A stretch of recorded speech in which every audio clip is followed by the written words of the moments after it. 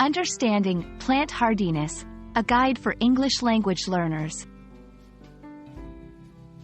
Hello and welcome to our English learning series. Today, we're going to explore the phrase, plant hardiness. This is a term often used in gardening and agriculture, and understanding it can be really helpful for those interested in plants or working in related fields. Let's dive in and demystify this term together. Plant hardiness refers to a plant's ability to survive adverse growing conditions.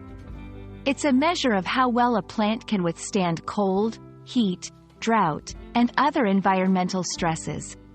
This concept is crucial for gardeners and farmers, as it helps them choose plants that are likely to thrive in their specific climate. One important tool in understanding plant hardiness is the plant hardiness zone system. This system divides regions based on their climatic conditions, especially their coldest temperatures. Each zone represents an area where certain plants can grow well. Knowing the hardiness zone of your area can help you make informed decisions about which plants to grow. Understanding plant hardiness is essential for successful gardening and agriculture.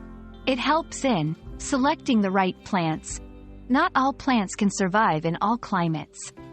Knowing a plant's hardiness ensures that you choose plants that can thrive in your local conditions.